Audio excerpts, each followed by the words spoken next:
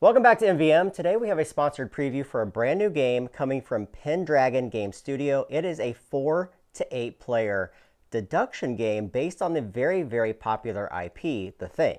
Yeah, not only deduction, but it is definitely a survival game too.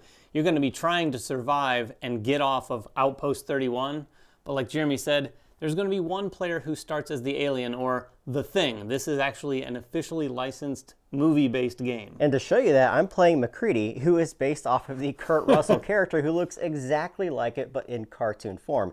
Each of the players that are going to be participating in this game is going to be using one of those characters from the movie, and they all have variable player powers, meaning that the way that you interact with that outpost is going to be different depending upon the player that you're playing. Yeah, and those variable powers, along with a lot of other things, are not just basic board game mechanics. A lot of those are going to be interwoven with that sort of deduction aspect of this game, because some of these are going to give you reason to go to rooms that you might not otherwise necessarily go to. So it keeps everyone at the table really guessing as to what each player is doing. Speaking of the rooms, you're looking at the map right now. This is the outpost itself, and there's a variety of different rooms that players are going to be going to in order to interact with those different spaces.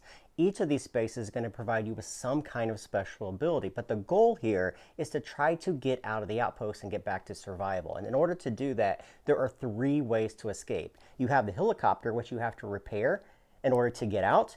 You have the snowcat down here, which you have to fuel and find the keys for, and then you have the rescue helicopter. Each of them are activated in very specific ways, and during that entire time you're trying to escape from the alien.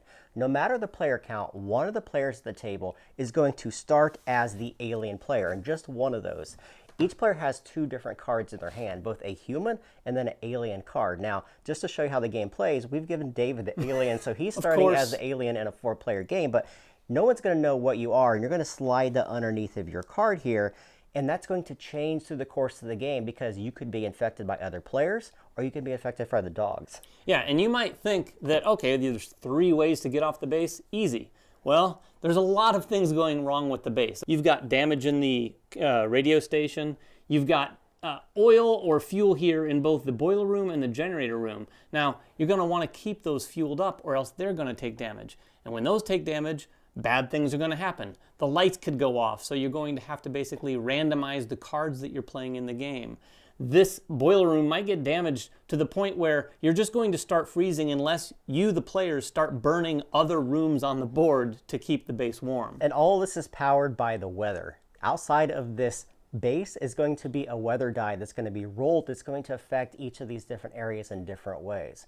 All right, so we've already set up the game and we have a game in progress. The phases of the game are going to be taking place over 8 different steps, which are right here on this phase card itself. And we'll walk through those in order. Once we've given everyone one of those human or alien cards, with just one player being an alien, we're all in this recreational room to start off the game. We have the dogs here in the kennel. We have this suspect level track at the top. We're going to start playing the game. And phase 1 is the most simple of them. You're going to roll this weather die that you see right here. And there are 3 different types of weather. You have sunny, you have cloudy, and then you have storms or rainy. Or probably snow, probably in the Arctic, right? And you're going to roll this die. And whatever it comes up to is going to affect both the generator room and the boiler room in some capacity, depending upon what is rolled. Obviously, worse weather is going to cause more damage to those different things. And you're going to simply look at this chart that you see up here, and you're going to affect it by removing fuel from those very specific areas. Yeah, and what happens if you can't remove fuel? Well, that's when that damage I mentioned happens. So if you can't ever remove fuel here and you need to, the boiler room will take a damage for every fuel that you don't have there. So it can really stack up quickly. Now, as the players, you're going to be doing things, and we'll get to what you can do when we get to a later phase. But for now, we've effectively covered phase 1 and 2 of the game. You roll the die in phase 1, and in phase 2, that's when you're going to be doing that base maintenance. You're going to be looking at this chart, like Jeremy said, and going to the boiler room, the generator, and potentially even the rescue helicopter if it's been set into motion. Right, and phase 3 is going to be the alien phase. Now, this is the one phase in the game that's not always going to take place. This is a unique game because in most of these The Thing games, you're going to have one of the players kind of secretly moving around trying to affect other players. This game kind of flips that script. You still have that, but the alien player can reveal himself and have his own phase on phase 3. Yeah, not only reveal themselves, but can be revealed. They can be tested whether they want to be revealed or not. The next phase, phase 4, is really the meat and potatoes of this game. This is where all the players are going to be doing things on the base. This is where you really need to pay attention to see wait, why is Jeremy going to that room? That doesn't make any sense. Or maybe he has an explanation for why he's going there. But here's how it works. Starting with the leader, and the leader's going to have the leader token. They're going to take the leader card, and then everyone is going to get cards in their hand up to their hand limit. The hand limit in this game is 3 cards, unless there's some negative effects that will affect that. But you're going to take one of those cards and look at your player, and starting with the player to his left, they're going to take their piece and decide, I want to go to the kitchen. After they place their player piece, they're going to take one of their cards and place it down here on the leader card. That leader card is already going to have 1 card placed on it, because when everyone takes a card, it gets a random card as well, so no one knows what that card is. Right, and there are 3 different types of cards that can be placed there. There are use cards, there are repair cards, and then there are sabotage cards. Now, as we already alluded to, he's not going to know as the leader which cards people are giving to him. The other thing that you need to be concerned with, David said that you're placing your person into one of these different rooms. You want to spread out, but you also want to be together as the thing. So there's times where you want to be the thing, going to the same room, helping out with certain things, but not letting people know that you're the thing because you're trying to infect them. Plus, you could have dogs in those locations as well who can infect you. But the cards are really important because as each player does this and goes to different rooms, you're going to start to get a stack of cards on this leaderboard. Now, as the leader, he has to go through them one at a time and decide, okay, this guy, since he is in this room right here, I'm going to use him for the first card that is drawn. It's Sabotage. Maybe that's not what I want to use. And he can keep going through those one at a time, either repairing the room, using the room, or sabotaging the room. Yeah, and what's interesting about this is before you reveal any of those cards, like Jeremy said, people are going to be in rooms by themselves, they're going to be in rooms together. There's an encounter sub-phase, if you will, that happens before the leader reveals any of these cards and resolves any of the rooms. That's going to happen in any room that basically has more than 1 single player piece in it. So if you're in a room with a dog, well, you're going to have to resolve an encounter. If you're in the room with another player or 1 or more players, you're definitely going to have to resolve an encounter. And this is kind of where the cool aspect happens, where the thing can potentially spread the alien symbiote to other players. When this happens, for instance, if I was in a room with Jeremy, we're going to both put player tokens in front of us. Now, everyone begins the game with 3 tokens. There are 2 human ones and 1 alien one. If you're a human at the beginning of the game, and as long as you're a human in front of you on your player card, you're going to be using the 2 human tokens, and you're going to simply place those in front of you. However, as the thing, I have the choice. I can do that, or I can place 1 human and 1 alien token in front of me. Then, each player is going to choose one of those tokens and look at. So I would choose one of Jeremy's, Jeremy would choose one of mine. Now, this is where players have to keep a straight face, because when Jeremy picks potentially the alien token, he needs to know that now he's basically shifted sides. He is now trying to win by doing the opposite of what we're all trying to do. And throughout the game, more and more people can get infected that way. Now, I mentioned too that this can happen with dogs. We have a dog bag here, and the bag has 1 token for each player in the game, one of which has the infection symbol on it. So when you encounter a dog, you're simply going to do the same thing we just said, but just pull one of the tokens from the bag, reveal it to yourself, and then note whether or not you're an alien or not. One thing that's vital in this phase is at the end, no matter whether you've turned to an alien or not, all the players involved need to pick up both of their cards, kind of shuffle them around, look at it, and note the one they're playing to depict what they are now and put it back underneath their player card. Otherwise, people are going to sort of pick up on those untold cues.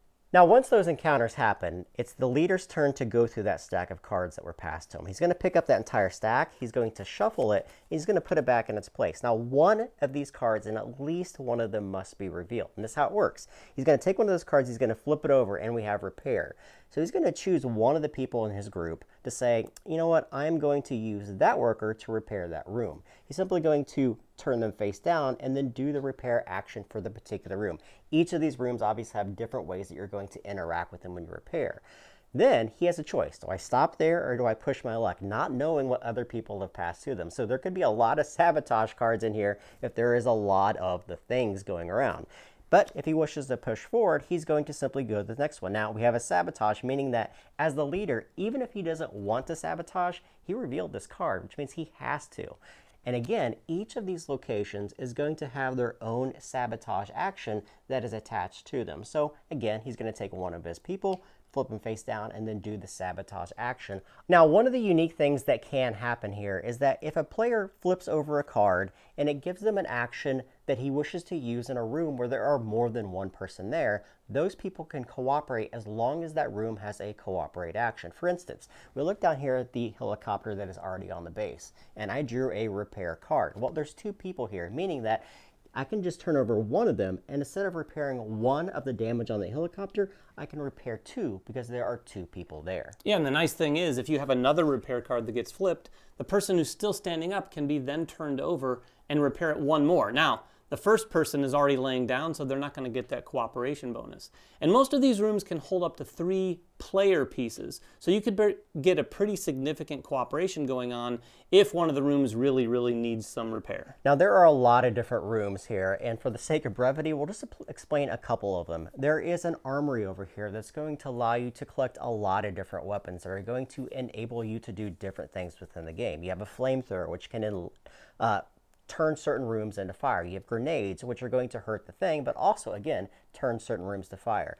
Over here, you have a collection of different items. Of course, the keys are going to be hidden in there, and you need those keys to power up the helicopter and the snowcat. So people are going to be wanting to go to these locations in order to gain those items to help them. Of course, the thing's also going to be wanting to go to those locations as well in order to sabotage them with the thought of, oh, I'm there to help you out. Right, when the thing sabotages those rooms, you're just going to randomly take the card off the top of the deck without anyone looking at it.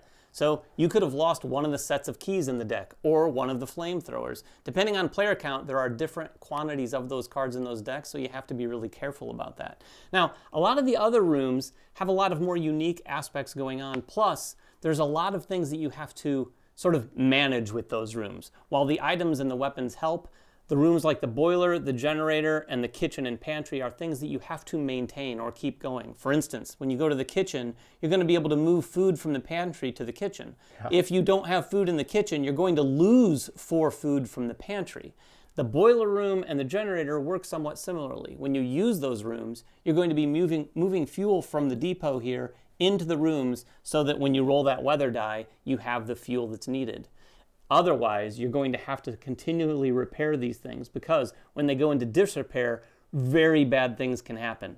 First, with the generator, when that is completely damaged, which only takes 2 damage tokens, it's going to shut the lights off on the entire base. From that point forward, while the lights are off, when we submit cards to that leader, remember when we did that before, we were picking a card. Now, it's going to be randomly chosen for us. So you might have 1 sabotage and 2 repairs, and you might be on the good guy's side, and someone might randomly take that sabotage card. So you have to keep the base going. The boiler room is even worse. When this goes into complete disrepair with 3 damage tokens, you're going to replace this space with this card, which basically is a countdown to the base freezing. At that point, the weather die is going to work a little bit differently, and this token is going to move towards freezing. If it gets to the end, the players lose. The only way to keep the base heated is to use dynamite or the flamethrower to light some rooms on fire, because when you do that, it's going to reset this track.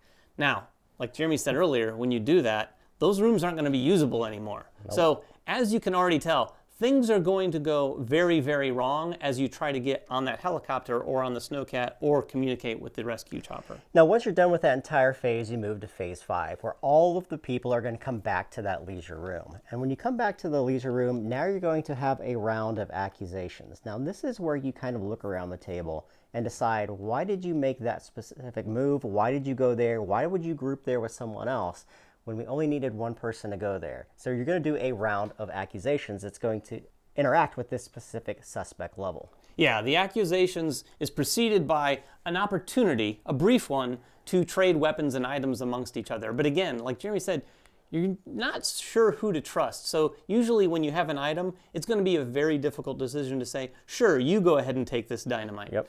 But after that, during the accusations, everyone is going to talk amongst themselves, figure out what they want to accuse or who they want to accuse, or if they don't want to accuse at all. And then with a 3, 2, 1 countdown, everyone is going to either point at someone or cross their hands if they don't want to make an accusation.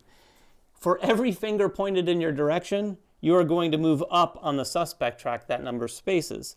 This is a pretty significant aspect of the game. The only other way that this is going to move up for you is during any encounter, whether it's with a dog or another player, and regardless of whether you encounter the alien, the players involved with that encounter are also going to move up this. Now, what does the suspect track do? Well, the higher you are on it, the more likely you're going to be tested in the next phase.